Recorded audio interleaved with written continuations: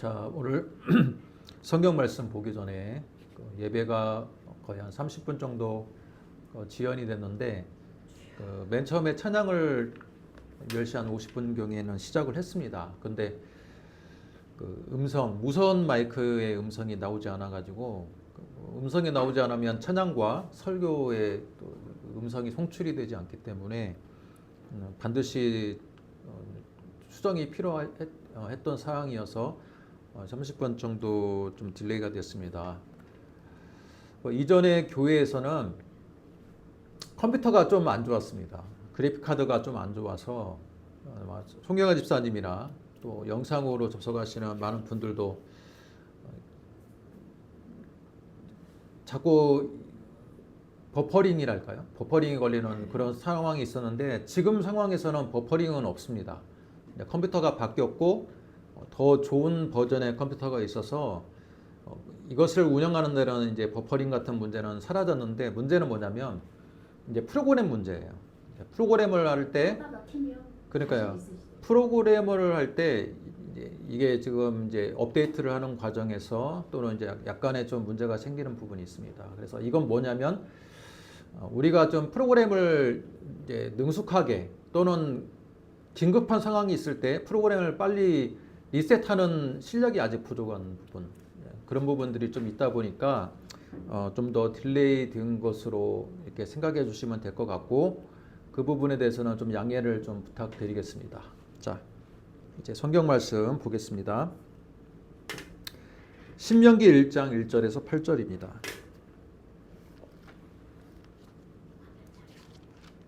신명기 1장 1절에서 8절. 구약성경 259쪽입니다.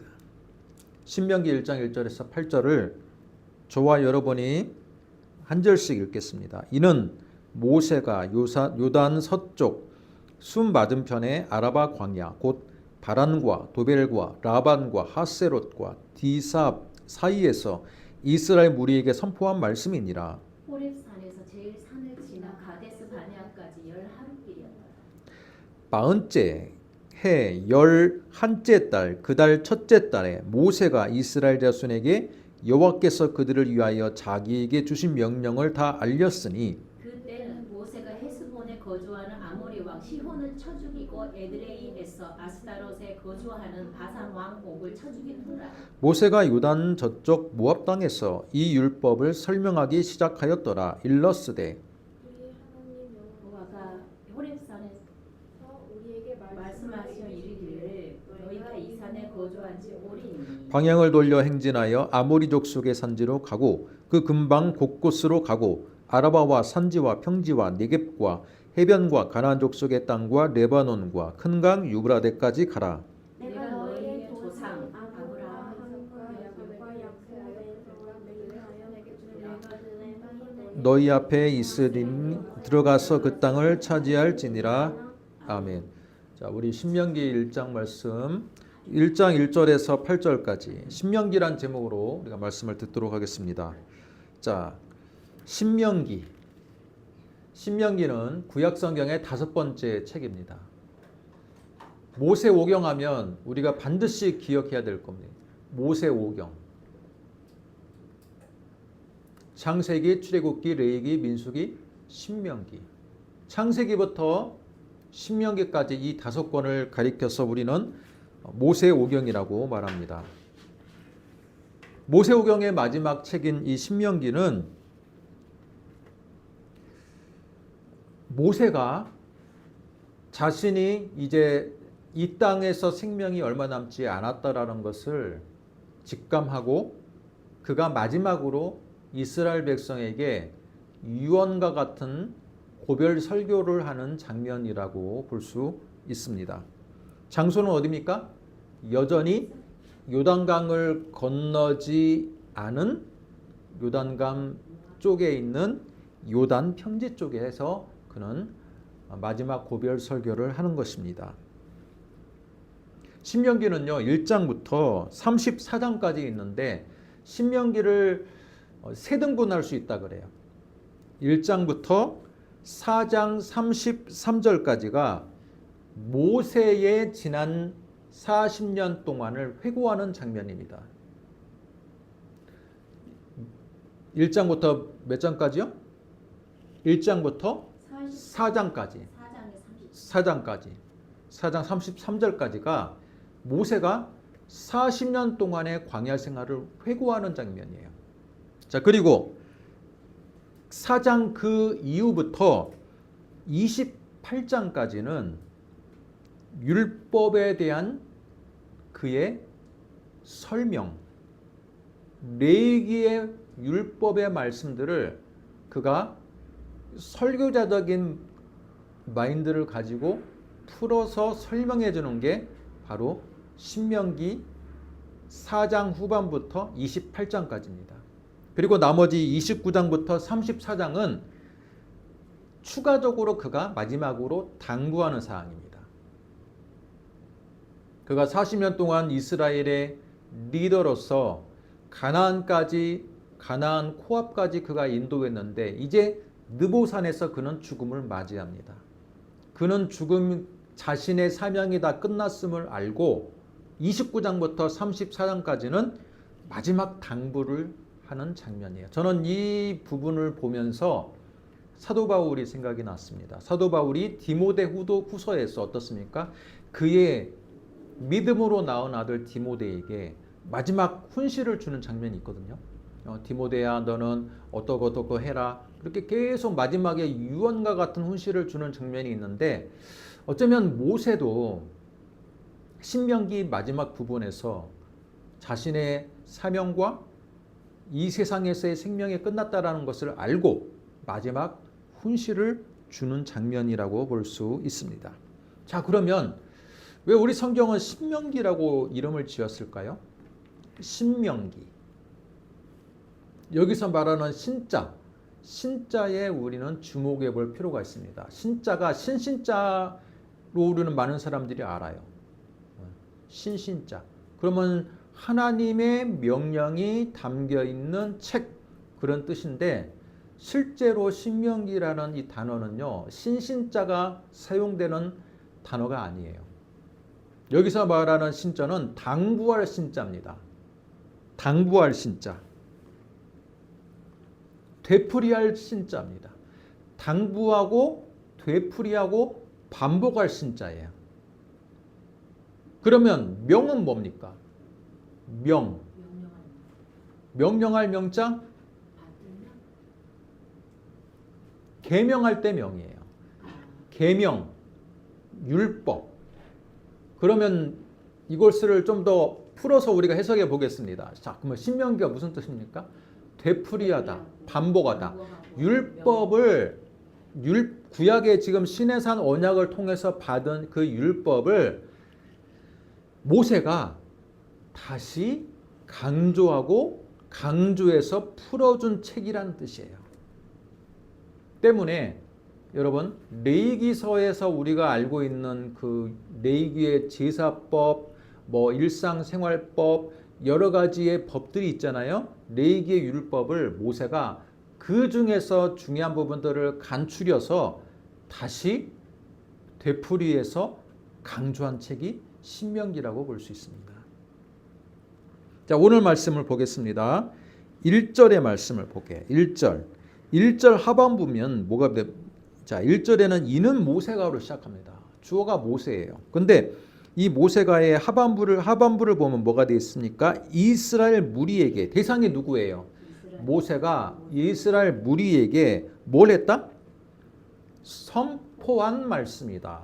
여러분, 선포한 말씀.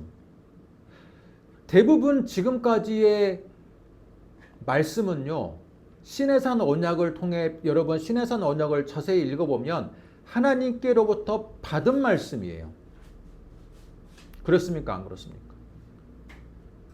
율법은 하나님께 받은 율법이고 또 하나님의 명령은 하나님으로부터 전수받은 명령인 거예요. 근데 신명기 1장 1절은 특이하게 모세가 이스라엘 무리에게 선포한 말씀이 뭐예요? 여러분, 선포는 뭐예요?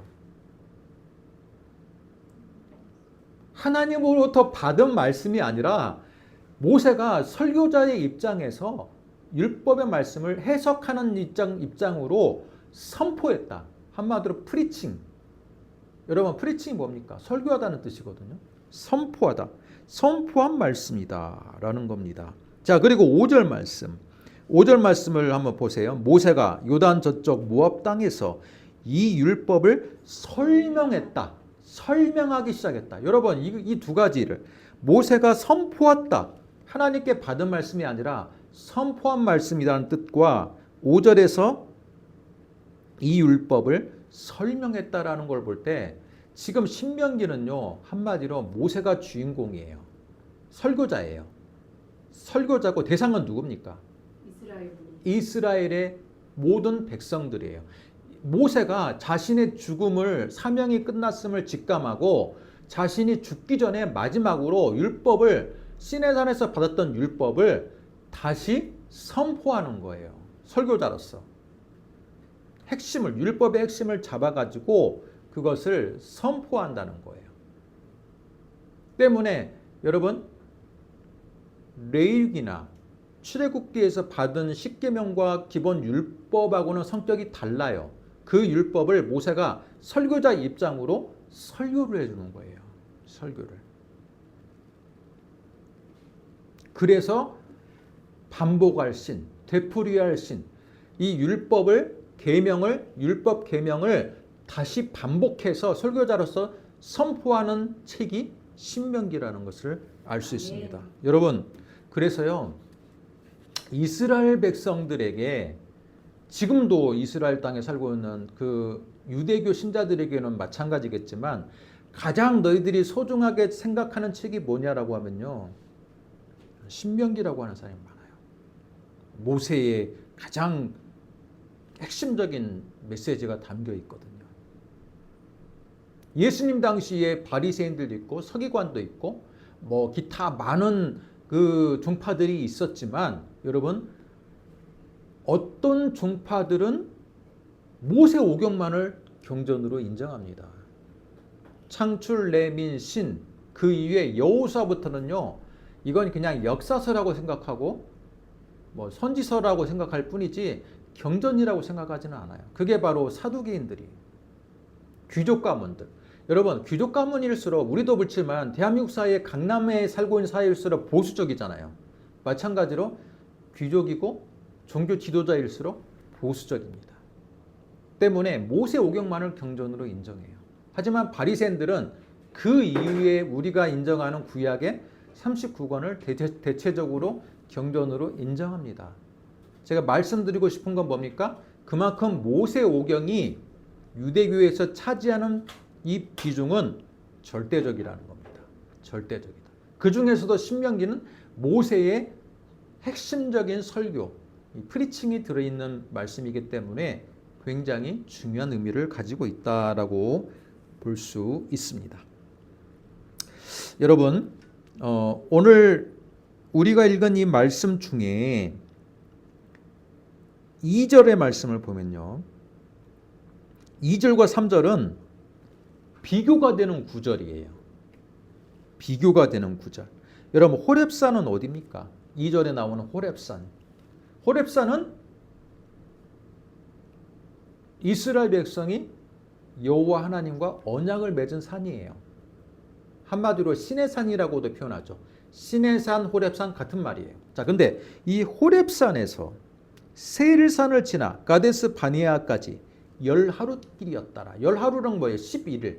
여러분 신의 산에서 가데스 바네아까지 10하루길밖에 안 걸려요. 굉장히 짧은 길이에요. 이건 팩트입니다. 모세가 야 신의 산에서 가데스 바네아까지 10하루밖에 안 걸려. 그 얘기를 하는 거예요. 그런데 3절을 보면요. 40째 해 11째 달, 그 달 첫째 날. 여러분 40째는 뭐예요? 40년. 11째 달은 40년과 11개월. 40년 11개월이 있다라는 거예요. 이건 뭡니까? 지금 40년 11개월 걸려서 우리가 여기 왔다라는 거예요. 그러면 2절은 팩트예요.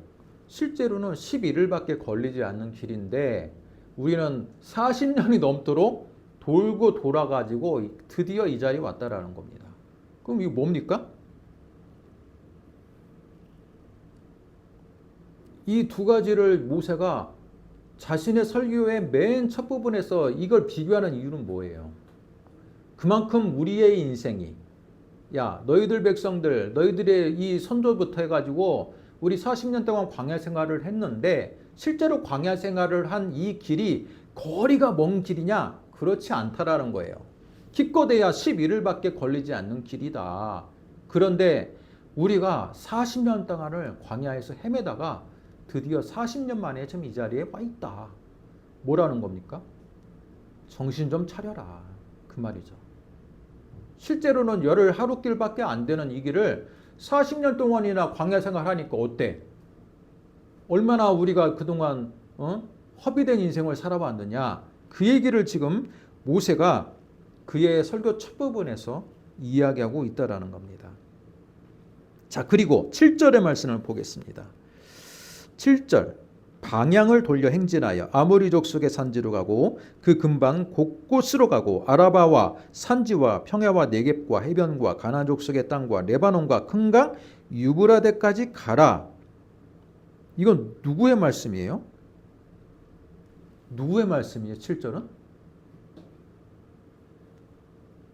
성경을 자세히 봐보세요. 6절에 나오잖아요. 주어가 누굽니까?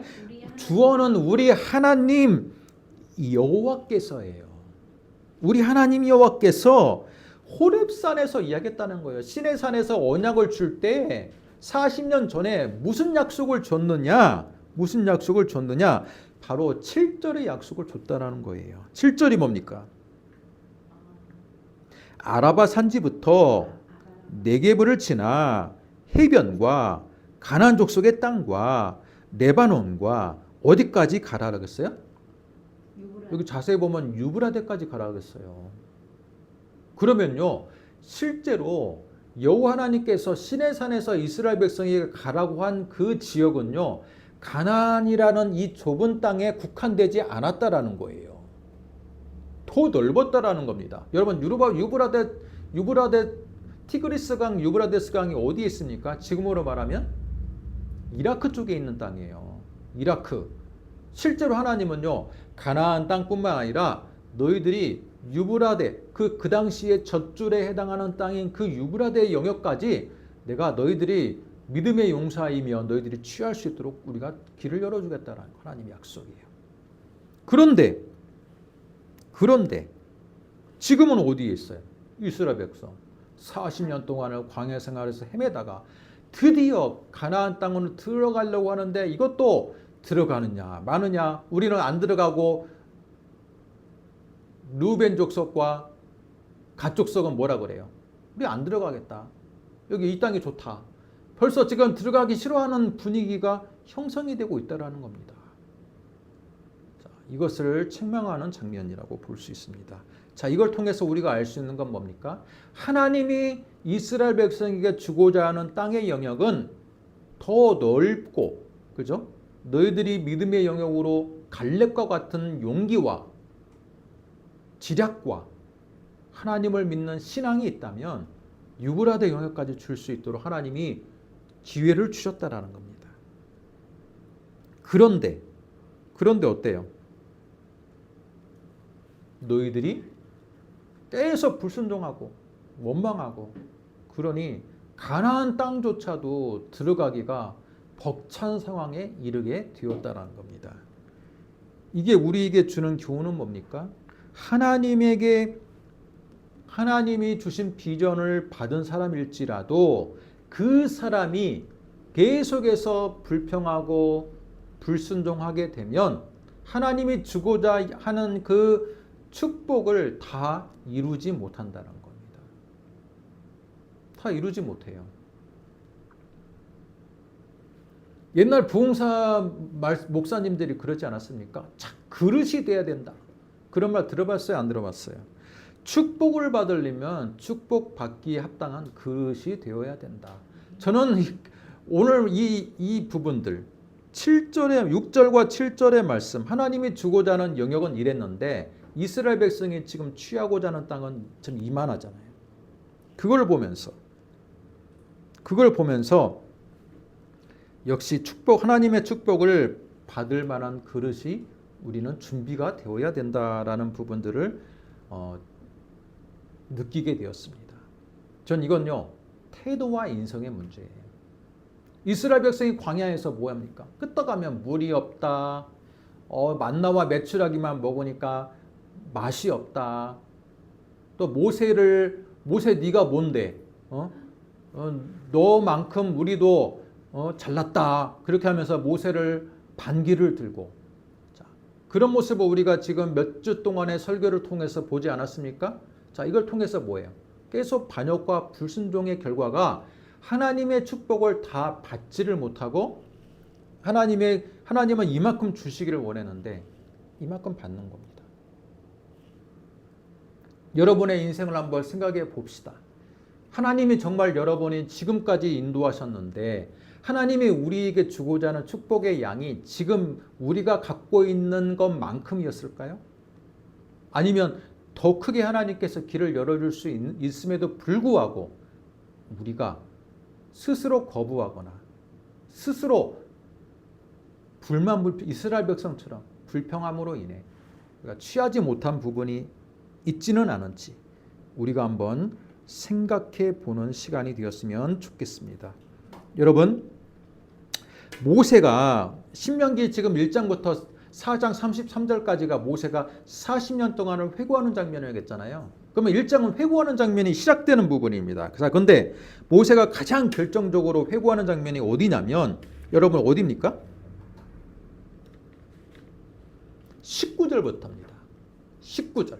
모세가 이게 얼마나 마음에 사무쳤으면 가장 먼저 회고할 때 어디를 지금 회고하냐면 가데스 바니아 사건을 회고합니다. 40년 전에. 여러분 가데스 바니아가 어떤 장소입니까? 제가 몇 주 전에도 설교했지만 가데스 바니아는요, 모세에게는 잊을 수도 없고 또 이스라엘 백성들에게도 잊을 수 없는 장소입니다. 가데스 바니아는 어디입니까? 바로 광야에서 광야를 지나서 가나안으로 들어가는 족장길로 들어가는 길목에 있는 장소입니다. 오아시스 도시예요. 이 가데스 바니아에서 어떤 일이 있었습니까? 한번 얘기해 보세요. 간단하게 얘기할 수 있잖아요. 가데스 바니아에서 어떤 일이 있었어요? 정탐꾼을 보냈잖아요. 40년 전에. 근데 이 정탐꾼을 보낸 일이 이스라엘 백성들의 발목을 잡았어요.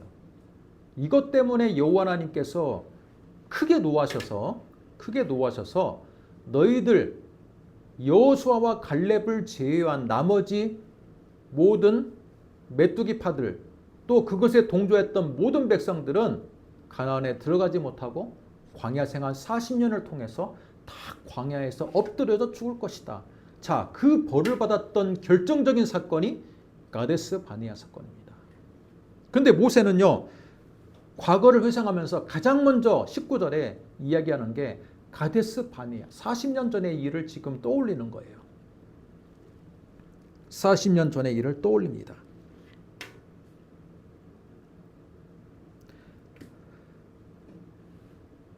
물론 모세도 여러분 인간이기 때문에 실수를 하기는 해요. 근데 모세가 이 부분을 떠올리는 이유는 뭐냐면 자기도 이 부분 40년 전에 이 사건에서 자유롭지 못했다라는 거예요. 내가 이스라엘 백성들에게 왜 정탐꾼을 보내도록 허락을 했을까라는 후회가 모세에게는 인간적으로 있었던 것 같아요. 여러분 성경 말씀 한번 볼까요? 민수기 13장 말씀 보겠습니다. 민수기 13장.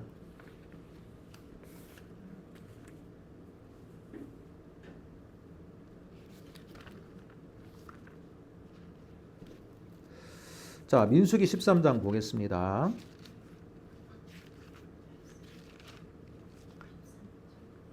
1절과 2절을 같이 한번 읽어보겠습니다. 자, 1절과 2절 13장 시작. 여호와께서 모세에게 말씀하여 이르시되 사람을 보내어 내가 이스라엘 자손에게 주는 가나안 땅을 정탐하게 하되 그들의 조상의 가문 각 지파 중에서 지휘관 된 자 한 사람씩 보내라. 여러분 1절 말씀 보니까 정탐꾼을 누가 보내라 했어요? 여호와께서 모세에게 여호와께서 모세에게 말씀하여 너희들 백성에게 얘기해. 그렇게 얘기돼 있죠. 1절은. 그러면 이곳에 대해서 어떤 의견이 나올 수가 있습니까? 정탐꾼을 보내신 분 누구예요? 하나님께서 보내라겠다가 아니 뻔히 이스라엘 백성 12명 지파 대표를 보내면 여러분 12명이 같은 의견이 모아집니까? 의견이 모아집니까? 안 집니까? 의견 모아지기 힘들어요. 그러면 의견이 분열될 것을 뻔히 알면서 하나님께서 보내라고 하셨네. 자, 이런 비판이 나올 수가 있다는 겁니다. 그래요, 안 그래요? 이런 비판이 나올 수가 있어요. 자, 그런데 이 부분을 신명기에서는 어떻게 해석하고 있는지를 다시 한번 보겠습니다. 자, 신명기를 한번 보겠습니다. 신명기.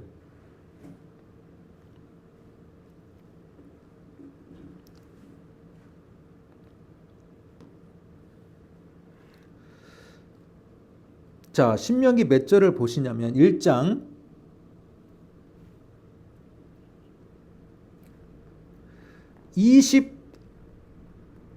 22절부터 보겠습니다.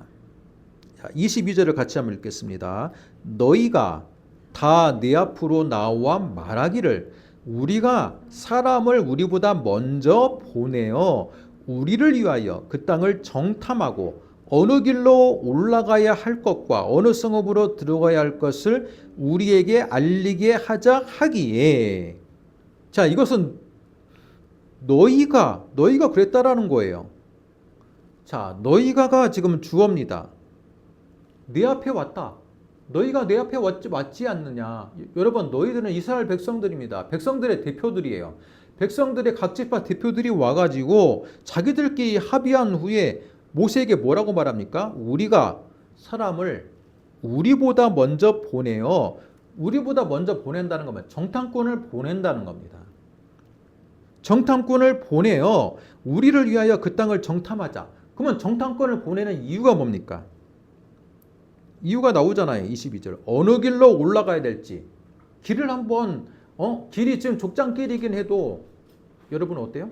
족장길이긴 해도 산지의 길이니까 길이 여러 굴레로 갈라질 거 아닙니까? 그래서 우리가 정탐꾼을 보내는 이유가 뭐냐? 첫째, 어느 길로 올라가야 할지를 알아보는 거다.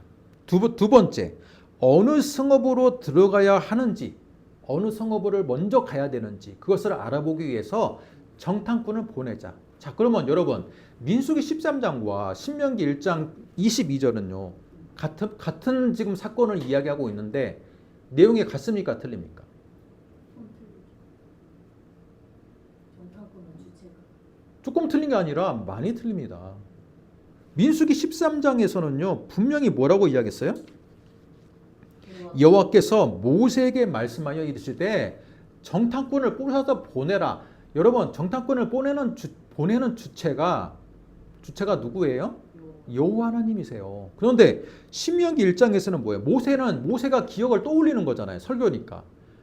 모세가 기억하기를 1장 22절은요. 22절에서 너희가 다 내 앞으로 나와서 너희들이 합의해가지고 나한테 통보하지 않았냐? 뭐라고 통보했어요? 우리가 먼저 정탐꾼을 먼저 보내자.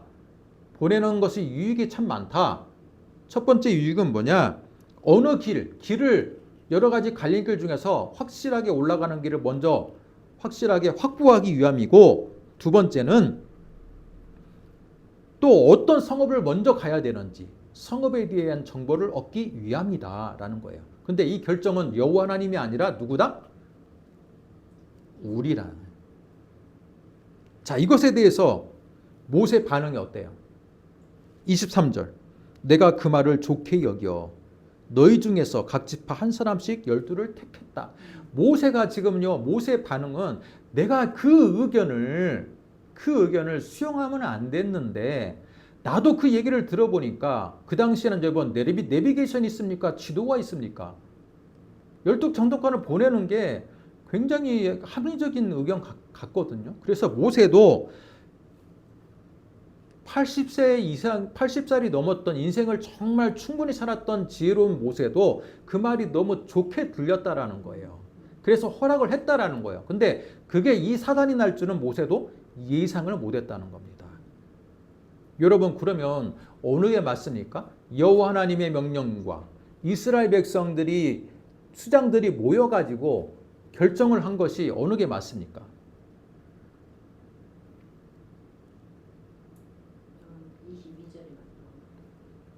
22절에 모세가 다시 한번 설명해 주는 이 장면이 더 맞다라고 봐야 돼요. 맞다라고 봐야 돼요. 만약에 민수기 13장 1절에 그 구절만 있었다면 정말 오해하기가 쉬워요. 왜? 하나님이 가나안 땅을 주겠다고 약속해 놓고 정탐꾼을 가라 해놓고 12명의 의견이 모아지지 않을 걸 하나님이 예지의 하나님이신데, 그죠? 그걸 몰랐을까요?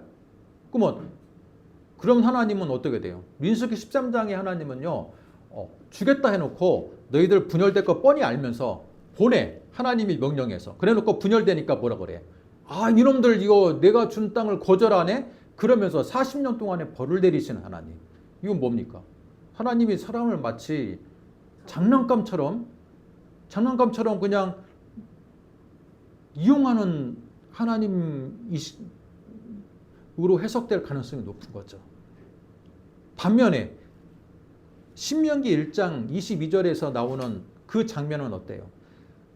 하나님이 주시기로 한 가나안 땅을 뭘 정탐합니까?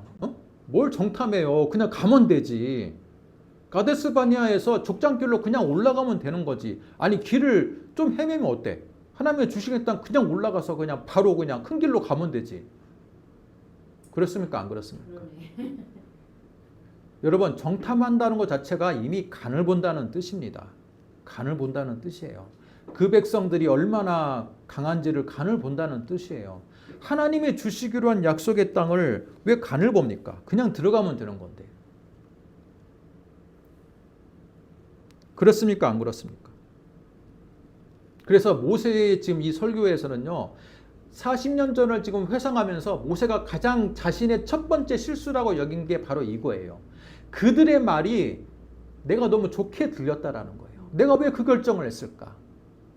40년 동안 지금 광야에서 헤매게 만든 이 결정적인 사건에 나도 책임이 있다라는 거예요. 나도 책임이 있다. 내가 그 말을 좋게 여겨 12를 택해서 정탐하게 했더니 어떻게 12명이 똑같이 의견이 일치가 됩니까? 그걸로 인해서 분열이 되고 난리가 났잖아요.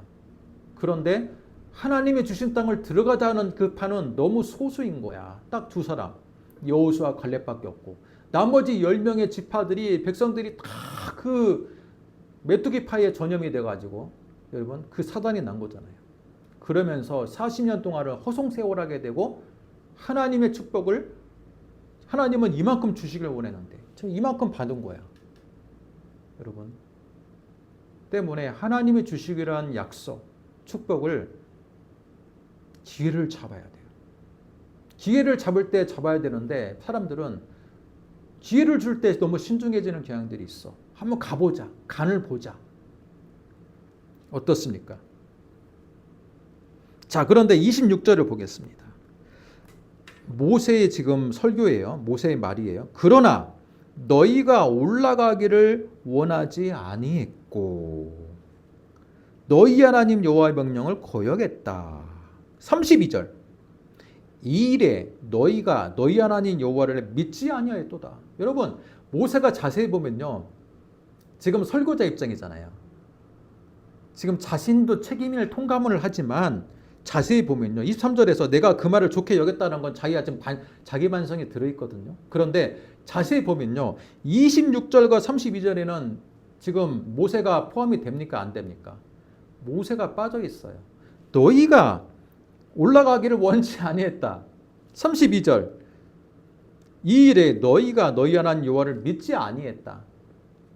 나는 믿었는데 너희가 믿지 아니했고 올라가기를 너희가 거부했다라는 거예요.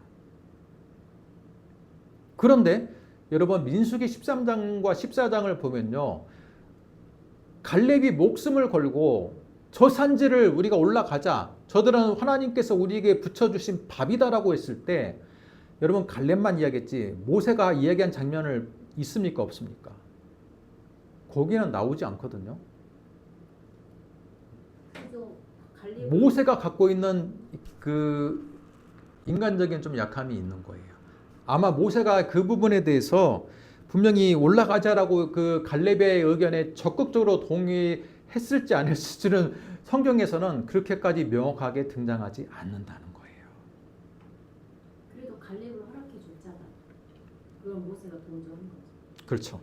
자, 어찌됐건 26절과 32절을 통해서 너희들에게 책임을 묻는 지금 꾸짖는 장면입니다. 꾸짖는 장면. 자, 여기서 알 수 있는 건 뭡니까? 모세가 이들을 꾸짖고 나는 너희들의 편에 서지 않았다라는 걸 지금 명확하게 밝히거든요.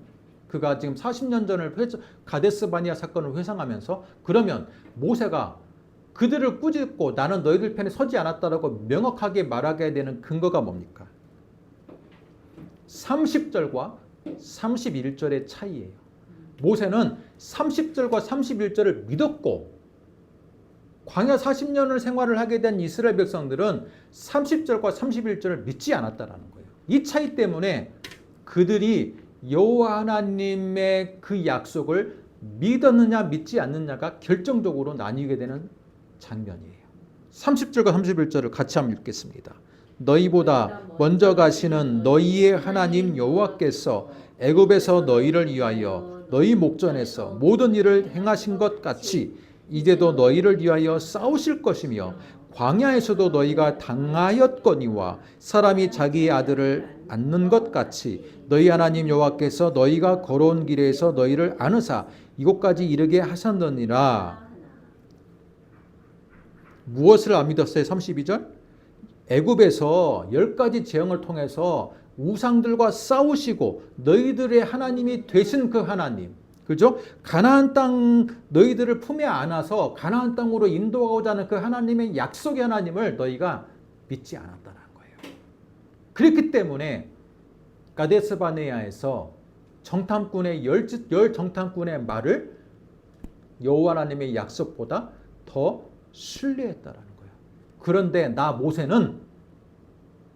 모세는 여호수아와 갈렙의 말을 나는 더 신뢰했다. 그 이유가 뭐냐? 10가지 재앙을 내리시고 이스라엘을 강권적으로 탈출시키고 그들을 언약을 맺어서 그들과 하나님과 백성의 언약을 맺고 또 그들을 품에 안아서 안전하게 가나안 땅까지 인도하겠다는 하나님의 약속을 나는 믿었기 때문에 나는 너희들 편에 서지 않았다. 그렇게 말하는 겁니다. 여러분, 믿음 있는 사람과 없는 사람의 차이는 바로 하나님의 약속에 대한 신뢰가 있느냐 없느냐의 차이예요. 잠깐 여기 왼쪽 하반 상단부의 그림을 보겠습니다. 제가 가끔씩 강조하는 기차 그림이 나옵니다. 영상에 보입니까? 자, 기차 그림을 보세요. 여기 기차 그림 보시면 자, 지금은 웬만한 기차들이 지하철처럼 같이 동력을 내는 거지만 과거의 기차는 어때요? 앞에 기관차에서만 동력을 냅니다. 자, 근데 우리가 지금 신앙의 영역에서 믿음이 동력을 낼 거라고 생각하지만 실제로는 그게 아니라 우리가 믿는 대상인 하나님의 약속인 팩트가 실제적인 우리 믿음 생활에 동력이 돼야 돼. 모세에게 있어서 동력을 내는 기관차는 어디였습니까? 감정적인 믿음이 아니라 자신의 주관적인 확신이 아니라 뭐예요? 이 기관차에 해당하는 부분이 여호와 하나님의 언약의 약속이었던 거예요. 그랬기 때문에 그 약속이 기관차로서 동력을 냈기 때문에 그 뒤에 따라오는 엄연한 냉혹한 현실 어때요? 가나안 일곱 족속이 너무 강하다. 그들에 비하면 우리는 메뚜기다 라고 했던 그 팩트가 동력을 내지는 못했던 거예요. 왜? 동력을 모세와 여호수아와 갈렙에게 있어서 동력은요 뭐예요? 여호와 하나님의 약속이었던 거예요. 그런데 나머지 광야에서 40년 동안 다 쓰러져 죽었던 열지파들의 대표들의 말을 믿었던 이 메뚜기파들의 그들의 믿음의 동력은 뭐였습니까? 10명의 지파장들이 눈으로 보고 목격했던 그 사실. 그 동네를 갔더니 무기도 튼튼해, 성도 높아. 그들에 비하면 우리는 메뚜기야. 너무 장신이야. 우리가 이길 수 있는 가능성이 거의 없어. 그 목격자의 말이 기관차가 되어버린 거예요. 동력이 된 거야. 그랬더니 여호와 하나님 약속은 어디로 갑니까? 그 동력에 끌려가는 그 뒷칸으로 여호와 하나님 약속이 밀려가 버린 거야. 그러니까 그들이 여호와 하나님 약속을 신뢰하지 못하고 광야에서 죽게 된 원인이 된 겁니다. 여러분, 모세와 여호수아 갈렙만이 하나님을 믿는 사람이었습니까? 그렇지 않아요. 광야에서 죽었던 이 열지파와 그 말에 동조했던 백성들도 여호와 하나님을 믿었어요. 근데 똑같은 신앙인임에도 불구하고 차이가 뭡니까? 기관차에 해당하는 동력이 뭐냐가 차이예요. 여호와 하나님의 약속이냐 아니면 냉엄한 현실을 바라보는 그 팩트가 기관차 동력이 되느냐가 신앙인의 차이라는 겁니다. 그러면 모세가 신명기 1장에서 말하는 건 뭐예요? 2절 시내산에서 가데스 바네아까지 열흘 하루밖에 걸리지 않은 길인데 만약에 너희가 여호와 하나님의 약속을 믿었다면 열 하루 만에 여기까지 와 있다라는 거야. 그런데 너희가 지금 그 3절 40년 동안 너희가 지금 40년 만에 여기를 오게 된 이유는 뭐냐? 너희들의 믿음의 동력이 여호와 하나님 약속이 아니라 뭐다? 냉엄한 현실을 바라보는 가나안의 일곱 족속을 본 그 목격담이 너희들의 신앙의 동력이 되었기 때문에 우리가 이렇게 먼 길을 돌아온 것이다 라는 겁니다. 여러분, 우리에게 주는 교훈은 뭡니까? 과거에 대한 회상이기 때문에 여러분 신명기가 과거 지향적인 책이라고 보아서는 안 돼요.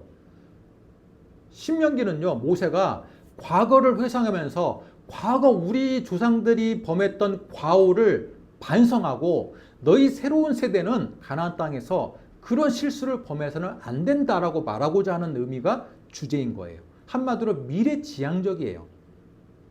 여러분, 설교가 미래지향적이 돼야지. 과거 우리가 어떤 분 설교는 내가 과거에 이런 은혜를 받았고 내가 이런 은사를 체험했고 다 과거예요. 현재가 없어요. 그런 설교를 하면 안 돼. 그죠? 모세도 마찬가지잖아요.